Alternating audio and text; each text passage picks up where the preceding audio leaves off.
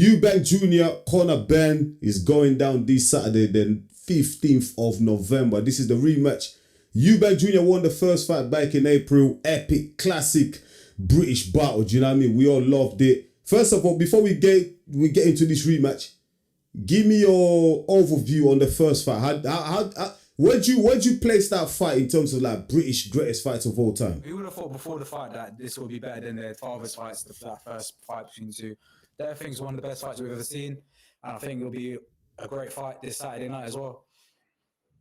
What did you where do you think the fight was won in that first? Obviously, look, we know Chris Eubank Jr won a unanimous decision, but I guess what I'm asking is, where did Conor lose the fight in that fight? I think Conor lost the fight before the fight started. In all honesty, I think during the whole entire build-up, I think that Chris Eubank Jr and his antics, his kidology, the way he likes to play his mind games, and I think it all started when he slapped the egg in Conor Benn's face. Honestly, and the reason why I say that is because if you look into the fight, Conor Benn fought with a lot of rage, with a lot of aggression, and wanted to do a job on Eubank Jr. And I felt like if he was thinking with a straight head, thinking more tactically, he would have come in with a better game plan.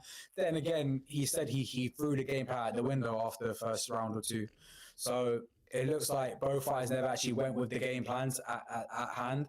And I do think like this time they're going to follow the game plan. I do think we're going to see more conservative tactical fight. Well, you think this time is going to be a bit more calm nerves, more mature approach from Conor Benn? I think so. I think that, he kept saying multiple times after the fight, Ben, that I was just too emotional. I didn't follow the game plan. I didn't listen to my trainers the entire fight, entire fight camp. This time I'm going to calm in. This time I'll come with a cool head. Even with the, the face-offs, they had the conversation the way Conor Benn's been speaking the last few months. He's speaking with a lot of calm head, and he's been telling us that he is more of a calm person. So I do think he's going to come with a more mind-focused game plan, and I think he's going to follow the game plan and not fight with emotion this time. I think he has to be honest. If he fights with emotion, it could be Eubank just schooled in the fight. Before we came on air, you watched the presser, innit? You was on your TikTok live. I was on your TikTok live. I was listening to what you were talking to with your guests. And one thing you said something about Conor Benn was acting a bit arrogant, as if he won the fight. You didn't really like his attitude in this presser that happened today on Thursday. What happened? What did you like about Conor Benn? So, I mean, I do like, first of all, you're right about I didn't like Conor Benn, but what I do like with Conor Benn, I do like that he came with, he's a lot more calm, but, and he looks a lot more confident the first time during the build-up, during the press conference for the penultimate press conference anyway, but with this one, I just didn't like the way he was labeling, Eubank, saying that, he took his soul away from him that night. And, he also said that he beat him up, he put him in hospital, which I think is kind of disgusting to really brag about, that you put an opponent in hospital. I don't know, that's how I look at it. And I think a lot of fighters would find that disgusting to hear, knowing that, you're bragging about, putting someone in hospital after, that fight will probably take a few years off the clock for Eubank Jr. In all honesty, that was a life-changing fight. It was a really dangerous fight, to be honest. And the fact that you're bragging about it is a bit disgusting to me. But hey, also, like I said, he's saying he took his soul, beat him up, but it's a lot of braggadocious words for someone who lost. And I just don't get it. That's true, man. Do you think a lot of the things that Conor Benn was saying, do you think psychologically, because Chris Eubank Jr. is such a cold, calculated guy, when it comes to the psychological warfare? In the first fight, the build-up, the egg slap, a lot of things happened, and obviously Chris Eubank Sr. turning up last minute. So in terms of the psychological warfare, Chris Eubank Jr. absolutely had the Benn family on toast, innit? They were absolutely rattled, yeah? Do you think, with Conor Benn coming out with all these things, do you think he's trying to convince himself psychologically, I want to get to this guy, I want to get to his head, I want to say whatever I can to put him off his game? Do you think he means what he's saying? Or is he all psychological warfare? Now, I don't think everything he means, everything he says he means. I just Yeah. think that I do think he's trying to psychologically get to Eubank, but it just it's just not working. There's no point. Like sometimes you're not going to get in people's heads. Not say that Eubank Jr. has got that mindset that no one can get in his head. I've seen fighters before get into. I've seen Liam Smith get in his head in the first fight in the presses. I've seen other fighters get in his head. I've seen Blue Joe Smaulers get in his head.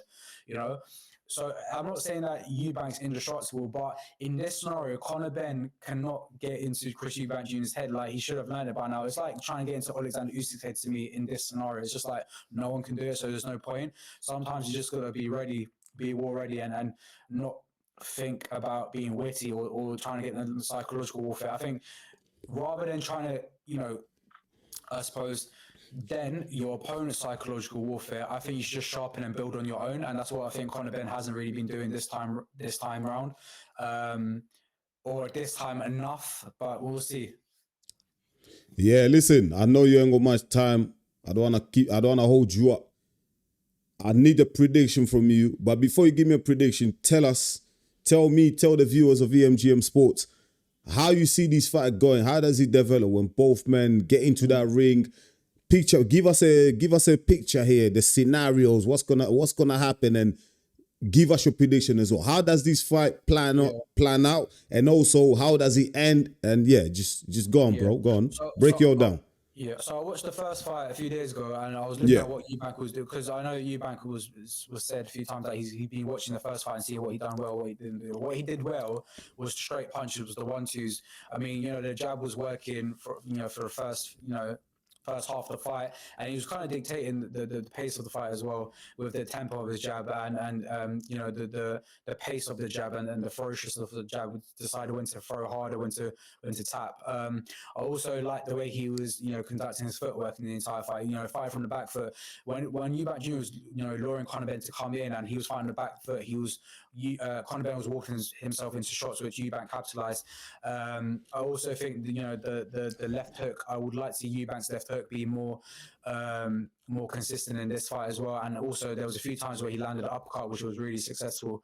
And yeah, when Eubank was doing that, he was outboxing Conor Benn. And I do think we're going to see more of a systematical breakdown for Chris Eubank Jr. with a lot of pivots, with a lot of body shots, and with a lot of switching up body head. So I do think we could see a potential Chris Eubank stoppage, boxing his way into a top stoppage, where Conor Benn's going to get desperate in the later rounds and walk himself to a tough shot, and he's going to get wobbled, and maybe the referee comes, stops the fight, or maybe we can even see a knockout. So yeah, I do see this time. The first time around, I said I see a Chris Eubank Jr. points victory. This time, I see a Chris Eubank Jr. stoppage. What round? I want to say any round from 8 to 12. Any round from 8 to 12. You heard it, man. You heard it from Joe. Listen, I'm going to give my prediction as well. I've heard everything that you said, bro. Like, I completely agree with a lot that you said as well. But you know what? Yeah, I just got a funny feeling this fight is destined for a trilogy, bro. I just got a funny feeling, man. But I just feel like, quickly, yeah, like in the first fight, Conor Benn was a bit too rushed. Do you know what I mean? If he took his time a little bit more, if he was a little bit more patient, if he showed a bit more discipline, yeah, he could have got to Chris Eubank Jr. a little bit more. Even towards the end of that fight, 11th round, 12th round, when it became a slugfest, I just felt like if someone was going to get knocked out, it was going to be Chris Eubank Jr., man. So I just feel now, the fact that Ben is being with him, he's felt the power, he's felt the size, he's measured the range, the distance, he's got all of that. Emotionally, he's going to be well more calm, he's going to be well disciplined, very well calculated. Bro, and the power that Conor Benn's got, and the fact that we still got that, that rehydration clause in there as well, bro. True. I'm going Conor Benn, bro. I think Conor Benn will stop Chris Eubank Jr. inside 6, bro. I'm going Conor Benn early, first half of the fight, bro. Joe's going Chris Eubank Jr. I'm putting my neck on the line here. And I don't even like this Conor Benn kid. I really want someone to beat him up so he can go back to 147, because he does my head in. But I just got a feeling, bro, this fight is destined for a trilogy, bro.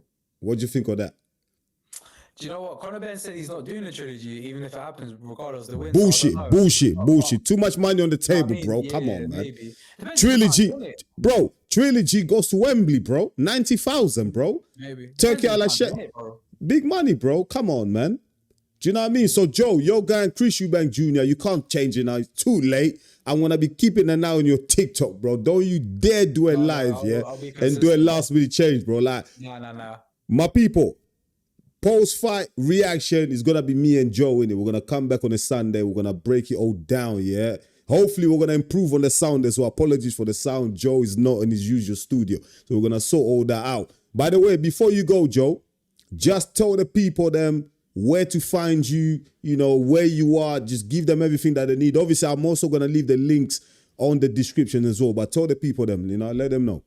So, guys, you can find me on TikTok, Joe on the Jab. Probably, you know, one of the most Underrated.